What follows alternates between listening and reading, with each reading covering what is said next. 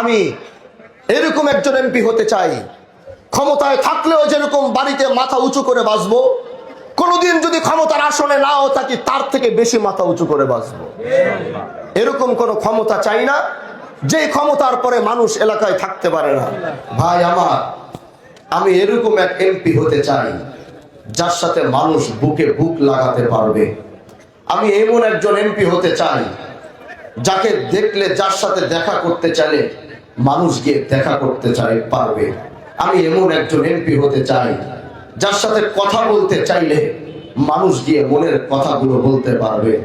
আমি এমন একজন এমপি হতে চাই যে ঢাকায় সময় দিবে না, যে ঢাকায় থাকবে না সে বাড়িতে থাকবে, দেশে থাকবে। যদি কোনো প্রয়োজনীয়তা থাকে, প্রয়োজনীয়তার তাগিদে সে ঢাকায় যাবে, না হয় সে তার গ্রামে অবস্থান করবে।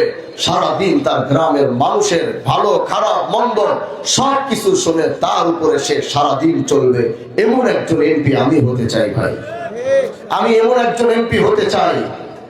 আল-হিরা গ্লোবাল এডুকেশন ফাউন্ডেশন ওস্তাদ মাওলানা জাফর আহমদ মজুমদার কর্তৃক পরিচালিত আল-হিরা কিডস হ্যাভেন, জামিয়াতুল হিরা আল ইসলামিয়া এবং আল-হিরা ইসলামিয়া দাখিল মাদ্রাসা হিপস বিভাগ ও মাদানী নিসাবে ভর্তি চলছে।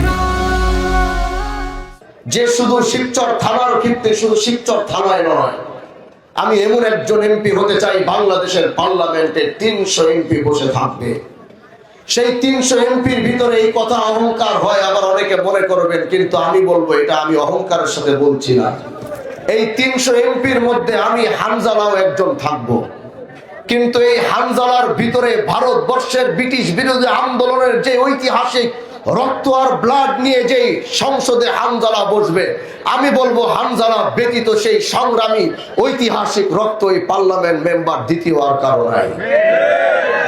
এই কথাটি অহংকারের সাথে বলি নাই, এই কথাটি আমি আমার বংশ এবং এই দেশের ঐতিহ্য আর এই দেশের আদি, এই দেশের অস্তিত্ব রক্ষা করার যে সংগ্রাম আমার পরিবার করেছিল, আমি সেই রক্ত নিয়ে আজ বাংলাদেশ পার্লামেন্টে দাঁড়াবো। হাজী শরীয়তুল্লাহর বংশ, এই দেশের রয়্যাল ফ্যামিলি হতো। হাজী শরীয়তুল্লাহর পরিবারের গাড়ির নাম্বার প্লেট থাকতো আলাদা, তার ফ্ল্যাগ থাকতো আলাদা, তাদের চলাফেরার সব থাকতো আলাদা। কিন্তু এই বাংলাদেশ হাজী শরীয়তুল্লাহর বংশকে সেই মর্যাদা কোনোদিন দিতে পারে নাই। যদি আমরা আজকে থাইল্যান্ডে হতাম, যদি আজকে আমরা ইন্দোনেশিয়ার হতাম, যদি আজকে আমরা মালয়েশিয়ার হতাম, যদি আজকে আমরা সিঙ্গাপুরের হতাম, তাহলে হাজী শরীয়তুল্লাহর পরিবার যদি ওই রকম কোন দেশে থাকতো, তাহলে সেই দেশের রয়্যাল ফ্যামিলি থাকতো। কারণ কি? কারণ বাংলাদেশের ইতিহাস যদি লিখতে হয়, এই বাংলাদেশের ইতিহাস যদি পরিপূর্ণ করতে হয়, 1947-এর ইতিহাস যদি পরিপূর্ণ করতে হয়, 1971 সালের ইতিহাস যদি পরিপূর্ণ করতে হয়, তাহলে হাজী শরীয়তুল্লাহদেরকে বাদ দিয়ে কোনোদিনও সম্ভব হবে না। আজকে সেই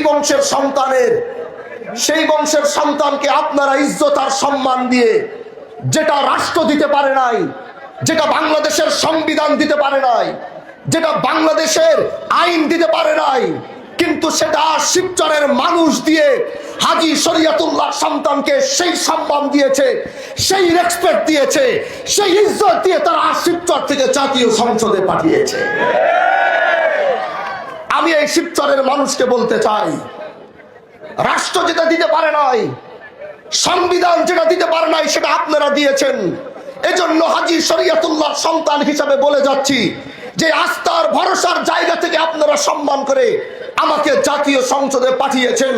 আমি শুধু আপনাদের কণ্ঠ হয়ে কথা বলবো না, হানজালা গোটা বাংলাদেশের মানুষের কণ্ঠ হয়ে জাতীয় সংসদ থেকে কথা বলবে। প্রিয় দোস্ত আমার, প্রিয় ভাইরা আমার, আমি এরকম একজন নেতা হতে চাই, আমি এরকম একজন এমপি হতে চাই, আমি আপনাদের এরকম একজন ভাতিজা হতে চাই, আমি আপনাদের এরকম একজন ভাই হতে চাই, যিনি নিজেও আদর্শের উপরে ঠিক থাকবে, তার সাথেও যারা চলবে তারাও আদর্শের উপরে ঠিক থাকবে। আপনারা দেখেছেন একজন রাষ্ট্রপ্রধানের বদনাম হয় তার নেতৃবৃন্দর কারণে। একজন মন্ত্রীর বদনাম হয় তার নেতৃবৃন্দর, তার আত্মীয় স্বজন নেতৃবৃন্দর কারণে। একজন এমপির বদনাম হয় তার নেতৃবৃন্দ, তার আত্মীয় স্বজনের কারণে। একজন চেয়ারম্যানের বদনাম হয় তার আশেপাশের মানুষগুলোর কারণে। এই সব কিছু দেখা আমাদের শেষ।